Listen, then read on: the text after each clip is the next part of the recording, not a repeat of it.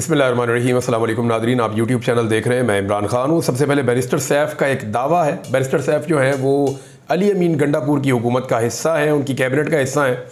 और उन्होंने दावा किया कि मियाँ नवाज शरीफ साहब चाहते हैं कि इमरान खान साहब से मुज़ाकरात किए जाएँ।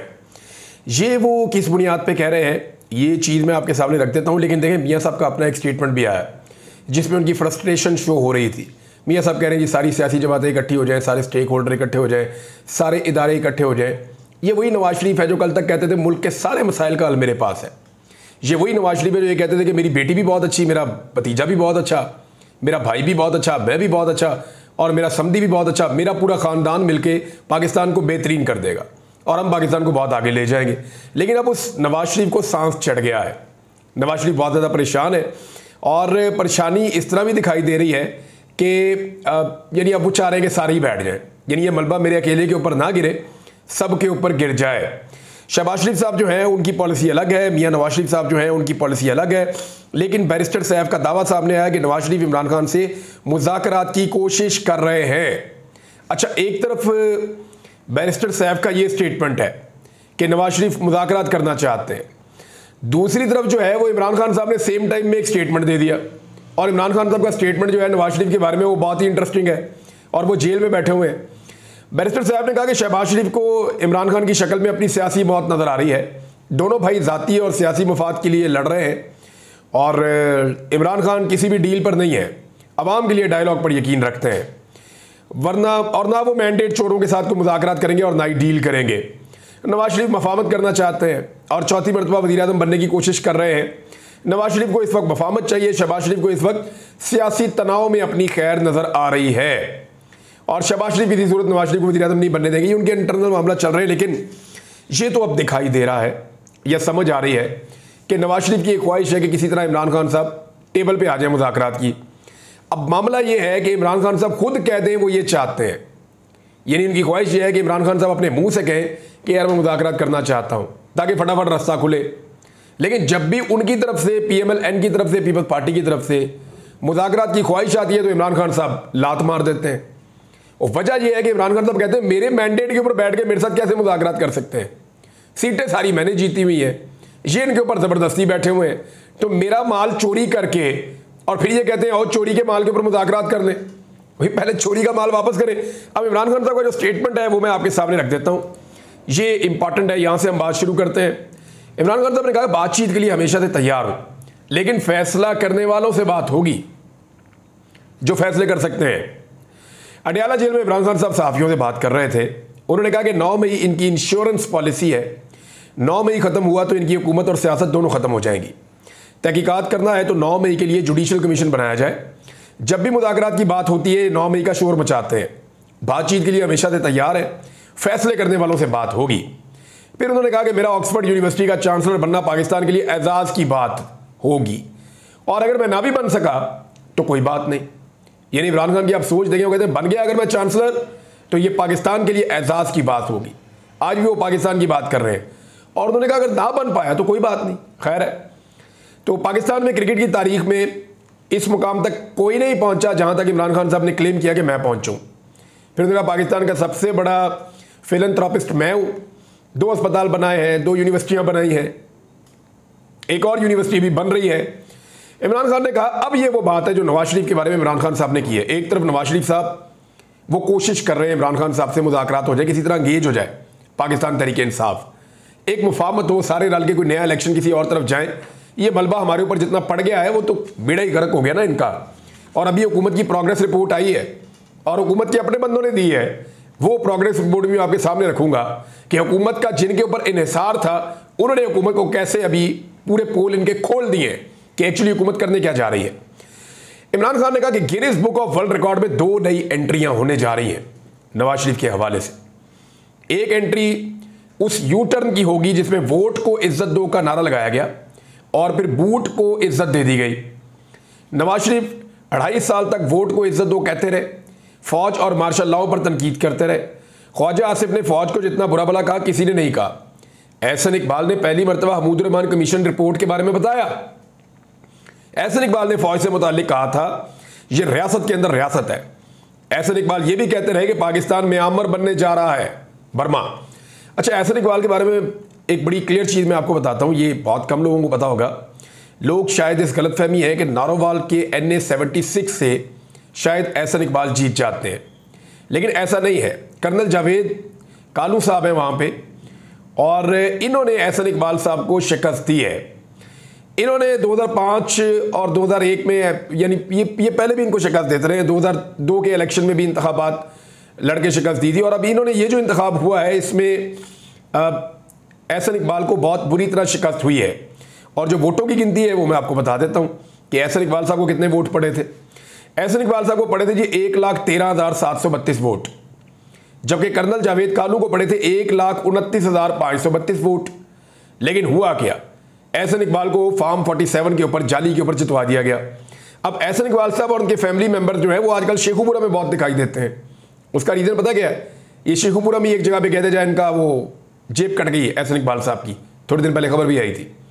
तो ये शेखुपुरा ज़्यादा आ जा इसलिए रहे कि वहाँ पे हलकों पे कब्जा कर रहे हैं। एहसन इकबाल को पता चल गया है कि नारोवाल में मैं कुछ कर नहीं सका, नारोवाल के लोग मेरे से मुतनफ़र हो गए हैं। नारोवाल में मैं पिछले दोनों इलेक्शन धांधली के साथ जीता हूँ और मैंने ज़ोर ज़बरदस्ती वहाँ पे जाली फॉर्म 47 के ऊपर इस मरतबा भी सीट ली है, लिहाजा आइंदा मैं कभी वहाँ से जीत नहीं पाऊँगा।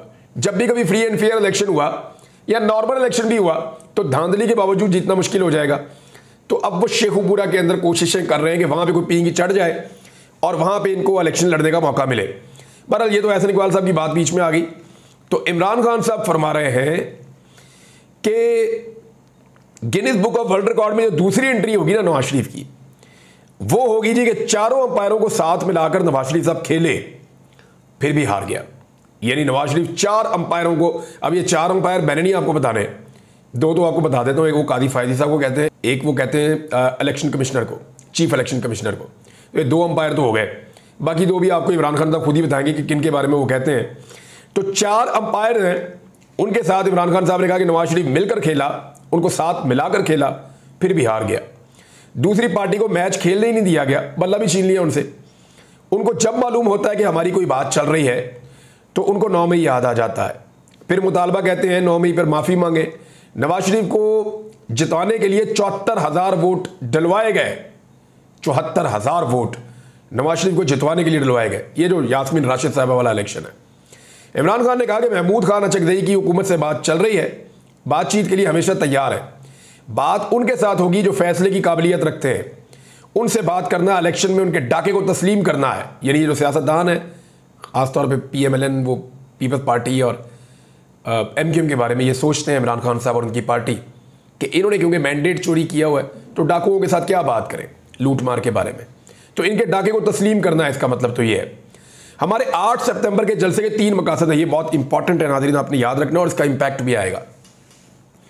इमरान खान साहब ने कहा कि मेरे ऊपर 3 चीज़ें हैं जिन पे 8 सितंबर का जलसा करने जा रहे हैं। हर जलसे का तहरीक का कोई मकसद होता है ना, तो उन्होंने 3 मकासद बताए। एक, उन्होंने कहा कि जी चोरी किया हुआ मैंडेट PTI को वापस किया जाए। गिरफ्तारियों और केसेस वाला मामला वो नहीं कह रहे, वो कह रहे हैं कि जो चोरी किया हुआ मैंडेट है पाकिस्तान तहरीक इंसाफ का, वो वापस किया जाए। दूसरा, कब्जा ग्रुप से मुल्क को हकीकी आज़ादी दिलानी है। ये जो माफिया का कब्जा है पाकिस्तान के ऊपर या कब्जा ग्रुप का, उससे हकीकी आज़ादी वापस लेनी है। 2 ये। तीसरा जो मकसद है वो बहुत इंपॉर्टेंट है और उसके असरात भी होंगे। तो इमरान खान साहब ने कहा तीसरा मकसद मुल्क में आज़ाद अदलिया है। कादी फायद ईसा को लाने के लिए अदलिया पर हमला किया जा रहा है। ये जी इमरान खान साहब का स्टेटमेंट है, मैंने आपके सामने रख दिया। लेकिन कादी फायद ईसा साहब को क्या वाकई लाया जा रहा है? तो यहाँ हमारे पास बहुत सारे स्टेटमेंट इकट्ठे हो गए इस बारे में। राणा सनाउल्लाह साहब का भी स्टेटमेंट आया, उन्होंने कहा जी नहीं ऐसी बात नहीं है, कादी साहब नहीं आ रहे। और उन्होंने कहा कादी फायद ईसा साहब एक्सटेंशन नहीं लेना चाहते। और यही बात जो है, इससे मिलती जुलती बात आज़म नज़ीर तारड़ जो वज़ीर कानून है उन्होंने भी कही। उन्होंने कहा कादी फायद साहब एक्सटेंशन लेने में दिलचस्पी नहीं रखते, तो वो एक्सटेंशन लेकर नहीं आ रहे, लिहाजा ये बात करना बंद कर दें। राणा सनाउल्लाह साहब भी ऐसी बात कर रहे थे। लेकिन जब इसी हुकूमत से पूछा जाता है कि अगर काजी फायद ईसा एक्सटेंशन नहीं ले रहे तो आप मंसूर अली शाह साहब को नोटिफाई क्यों नहीं कर रहे? कादी साहब को तो 3-4 महीने पहले आपने लिख कर दे दिया था कि जी आप अगले चीफ जस्टिस हैं, ये ले पकड़े पेपर। तो मंसूर अली शाह साहब के लिए तो अब 1.5 महीना रह गया पीछे, तो आप 1.5 महीना पहले क्यों नहीं मंसूर अली शाह साहब को भी लिख कर दे देते कि जनाब आप अगले चीफ जस्टिस ऑफ पाकिस्तान हैं, लेकिन उन्हें नहीं लिख के दिया जा रहा या उनका नोटिफिकेशन जारी नहीं किया जा रहा। तो वजह यह समझ आ रही है कि कादी फायद ईसा साहब ये कहते हैं कि जनाब आप एक काम करें, एक्सटेंशन मैंने नहीं लेनी क्योंकि एक्सटेंशन इस मुल्क में गाली बन गई है। जिसने भी इस मुल्क के एक्सटेंशन लिया ना उसकी टका के लतरौल हुई है। ये आप तारीख उठाकर देख लें, पाकिस्तान के अंदर एक्सटेंशन लेकर जाने वाला बंदा चाहे वो किसी महकमे में, किसी इदारे में, कहीं पे भी हो, वो मुंह काला करके ही गया है इस मुल्क में। खुशी खुशी मुझे कोई शादो नादरी कोई मिसाल होगी। ज्यादातर जो एक्सटेंशन लेकर गए हैं ना वो बदनामी के साथ गए और गुमनामी के साथ नहीं जा सके। तो अब कादी फायद ईसा साहब भी डरे हुए हैं कि एक्सटेंशन ले ली तो पहले ही इतना सारा कुछ हो रहा है, नया ही ना कट्टा खुल जाए। तो कादी साहब कह रहे हैं जी एक्सटेंशन नहीं लूंगा, जो मुबैना तौर पे खबरें आ रही। साकिब बशीर साहब को मैंने ये कहते हुए सुना, उन्होंने कहा जी कादी साहब एक्सटेंशन नहीं लेना चाहते हो, कहते नहीं एक्सटेंशन मैं नहीं लूंगा। हाँ, अगर आप जजों की उम्र बढ़ा दें या उनकी मुद्दत मुलाजमत बढ़ा दें तो उसके अंदर जो है वो कोई ना कोई मेरा दाव लग जाए, यानी उसमें मैं आगे बढ़ सकता हूँ। यानी मुद्दत ही जब बढ़ गई तो मजबूर हूँ जी, मैं तो बड़ी जज ही रहूँगा। तो अब ये कादी साहब कह रहे हैं, इसको ज़रा आप समझें। नसीम सिद्दीकी साहब हैं, बड़े अच्छे जर्नलिस्ट हैं, उन्होंने बड़ी प्यारी बात की। उन्होंने कहा कादी साहब में और शहबाज शरीफ में कोई फ़र्क नहीं रहा। शहबाज शरीफ साहब कहते थे मैं मांगने नहीं आया, मजबूरी है। तो कादी साहब कहते हैं मुझे एक्सटेंशन नहीं चाहिए, उम्र बढ़ा दें तो मजबूरी है। तो ये उस नहज पे आकर खड़े हो गए। लेकिन क्या हुकूमत पे एतबार करना चाहिए और PTI या बाकी अपोजिशन जमातें या अवाम उन पे एतबार क्यों नहीं कर रही?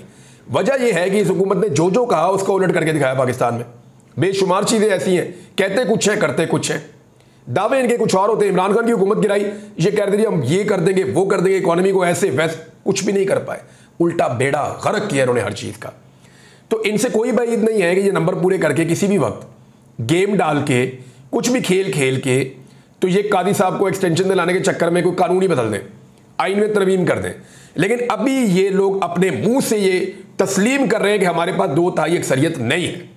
क्योंकि देखिए अगर कौमी असम्बली में ये बार धाड़ कर भी लेते हैं, इधर से मार उधर से मार, वो PTI के बंदे छीन, कोई बंदे जिनको ज्वाइनिंग रुकवाई हुई है उनसे वोट ले ले, वो कुछ भी करके फजलुर रहमान साहब को बनाने की कोशिश भी करें।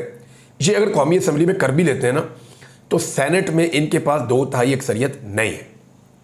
सेनेट में ये 2/3 अक्सरियत रखते ही नहीं है, क्योंकि सेनेट में 2/3 होगी तो दोनों हाउसेज से फिर कानून पास होकर बिल बनेगा। तो सेनेट में है नहीं 2/3 अक्सरियत, तो फजलुर रहमान साहब इनको अभी बाजू नहीं पकड़वा रहे, अब तक की इतला के मुताबिक तो नहीं पकड़वा रहे, अभी तक वो इनसे दूर है। एक और खबर है जी, जस्टिस तारिक महमूद जहांगीर साहब वाला जो केस है ना वो अब ज़ुबान ज़दे आम है। और ये मामला आपको याद होगा कि जब ये मामला सबसे पहले उठाया गया था तो हमारे कुछ सहाफ़ियों ने, कुछ दानिशवरों ने, कुछ सियासतदानों ने और कुछ वकीलों ने ये मामला सारा उठा के सोशल मीडिया के ऊपर फैला दिया था कि जी इनकी जाली डिग्री है। और इसके ऊपर एक नोटिस हो गया था और इस्लामाबाद हाई कोर्ट का फुल कोर्ट बैठ गया था पहली दफ़ा तारीख में, जिसमें सिर्फ जस्टिस तारिक महमूद जहांगीर ही नहीं थे, बाकी सारे जजेस साथ के साथ मौजूद थे। चीफ जस्टिस आमिर फारूक वो उसकी सरबराही कर रहे थे, सारे जजेस उसमें बैठे हुए थे। वो जो केस था वो गर्मियों की छुट्टियों से पहले लगा था, उसके बाद लगा ही नहीं, और अब वो केस दोबारा 19 सितंबर के लिए लग गया है। लेकिन इसमें कुछ फैक्ट्स और सामने आए हैं और वो ये आए हैं कि प्रोफेसर रियाज अहमद साहब जिनको इस केस से मुतालिक उठाया गया, गिरफ्तार किया गया या हिरासत में रखा गया या अगवा किया गया, वो अगर सिंडिकेट की मीटिंग में चले जाते तो क्या होता? वो अगर सिंडिकेट की मीटिंग में चले जाते तो ज़राए ये बताते हैं कि एक डिफरेंट पॉइंट ऑफ व्यू आने की वजह से जो कार्रवाई डाली गई है जस्टिस तारिक महमूद जहांगीरी साहब के खिलाफ, वो कार्रवाई ना डाली जा सकती। दूसरा एक और सवाल, चंद लोगों से मेरी भी बात हुई है, मीडिया में ये खबर छपी भी है और अब तो इसके ऊपर बहुत ज़्यादा बात हो रही है कि एक्चुअली क्या उनकी डिग्री जाली है तारिक महमूद जहांगीरी साहब की। तो जो यूनिवर्सिटी के ज़राए वो बताते हैं कि डिग्री जाली नहीं है, मामला जो है वो सिर्फ और सिर्फ एक UFM का है। तो UFM जो है वो इसको कहते हैं कि अनफेयर मीन्स या अनफेयर मिसकंडक्ट, इसको कहते हैं UFM। यानी मैं आपको आसान करता हूँ, आप कॉलेज में यूनिवर्सिटी में पढ़ते हैं, वहाँ पे कोई स्टूडेंट नकल करते हुए पकड़ा गया, कोई स्टूडेंट है जिसने टीचर के साथ बदतमीजी कर दी, कोई स्टूडेंट है उसने बदज़बानी कर दी या कोई और मिसकंडक्ट कर दिया, तो उसके ऊपर जो एक केस बनाया जाता है ना उसको टेक्निकल लैंग्वेज में कहते हैं UFM। तो ये UFM का एक केस बनाया गया था और 35 साल के बाद इसको खोल दिया गया। डिग्री जाली नहीं है, यूएफएम का एक केस है जिसको खोल दिया गया 35 साल के बाद, और हैरत की बात यह है जिस आदमी के खिलाफ खोला गया उसको सफाई का मौका ही नहीं दिया गया। तो अदालत में जाके जितने भी सोर्सेज हैं वो ये कह रहे हैं कि ये मामला अदालत में जाएगा और ये एक तरफ हो जाएगा, जज साहब का कुछ बिगाड़ा नहीं जा सकता। और अगर बिगाड़ने की कोशिश कर रहे हैं तो उसके पीछे रीजन क्या है, वो एक ही है, वो है इस्लामाबाद के 3 हलके। क्योंकि आमिर फारूक साहब के बाद जो स्टे है वो ज्यादा लंबा चलेगा नहीं, अल्टीमेटली एक दिन खत्म हो जाएगा। और जब दोबारा अगर जस्टिस तारिक महमूद जहांगीरी साहब ने उस केस को सुना तो याद रखिएगा कि एक हफ्ते के अंदर अंदर पीएमएलएन की ये 3 सीटें चली जाएंगी। और अगर पीएमएलएन की ये 3 सीटें चली गई तो इसका मतलब है कि पीएमएलएन पाकिस्तान में अपनी हुकूमत की जो थोड़ी बहुत लिजिटिमेसी है या थोड़ी बहुत उनकी एक्सेप्टेंस है वो खो देगी और फारग हो जाएगी पीएमएलएन हमेशा के लिए। तो ये नाज़रीन चीज़ें हैं जो मैंने अब तक आपके साथ शेयर करनी थी। एक चीज़ आपको सिर्फ मैं जाते जाते बता देता हूँ कि कैसर बंगाली साहब जो हुकूमत के एक बड़े ख़ास आदमी, हुकूमत की मदद करने वाले, उन्होंने इस्तीफ़े दे दिए अपने ओहदों से। लेकिन उन्होंने साथ ही साथ एक और बात भी कही, उन्होंने कहा जी मेरी मदद चाहिए होगी, मैं मदद करने के लिए फिर भी आऊँगा, मुल्क के लिए मैं हमेशा मदद करूँगा। लेकिन उन्होंने सख्ती से कहा कि इस्लामाबाद के अंदर किसी को परवाह नहीं है, दिखाई नहीं दे रहा ये मुल्क बचाना चाहते हैं। यानी जो उन्होंने तासुर दिया कि लगता ही नहीं है कि मुल्क इतनी मुश्किल में, इस्लामाबाद जाएं तो अय्याशियां चल रही हैं। अब उन्होंने जो बात की, उन्होंने कहा जी हमें कर्जे नहीं मिल रहे, और जो कर्जे हम लेने की कोशिश कर रहे हैं वो अपने मुल्क के नहीं लेना चाह रहे, वो हम कर्जे उतारने के लिए कर्जे लेना चाह रहे हैं, सूद उतारने के लिए कर्जे लेना चाह रहे हैं। उन्होंने कहा ममालिक जो हमारे दोस्त ममालिक हैं वो भी कर्जे नहीं दे रहे, वो तो रोल ओवर भी नहीं कर रहे, और हमें IMF भी कर्जे नहीं दे रहा, कोई भी हमारे असासे खरीदना नहीं चाहता, हम अपने इदारे असासे बेचना चाहते हैं, कोई खरीदार नहीं है, कोई खरीदना नहीं चाह रहा, हम दिवालिया हो चुके हैं, मुल्क दिवालिया हो चुका है, ये उन्होंने जुमला बोला है। और ये कौन है? गवर्नमेंट की टीम का हिस्सा, एक दिन पहले रिजाइन किया। वो कह रहे हैं प्रैक्टिकली मुल्क दिवालिया हो चुका है और कर्जे सिर्फ कर्ज वापसी के लिए हम ले रहे हैं, गैर मुल्कियां कंपनियां पाकिस्तान से भाग रही हैं। ये जनाब पोल खोल रहे हैं हुकूमत के अंदर बैठे हुए लोग, जो मुख्तलिफ ओहदों में बैठे हुए लोग हैं, और ये ऑफ द रिकॉर्ड तो सारे ही कहते हैं, हम उन्हें कोट नहीं कर सकते। रोजाना कितने लोग जो सिस्टम में काम करते हैं वो हमारे साथ रब्ता करते हैं, इदारों में महकमों में काम करते हैं वो हमारे साथ रब्ता करते हैं, वो बताते हैं कि हमने घुन की तरह खा लिया इस मुल्क को, बेड़ा गर्क कर दिया सिर्फ इमरान खान की जिद में और अपनी अना के चक्कर में, कि इमरान खान को फिक्स करना, उसको फिक्स करने के चक्कर में पाकिस्तान को कहां से कहां पहुंचा दिया। कुछ और खबरें अगले वीडियो में आपको बताता हूं, अब तक के लिए इतना ही। अपना ख्याल रखिएगा, अपने इस चैनल का भी नाज़रीन। अल्लाह हाफ़िज़।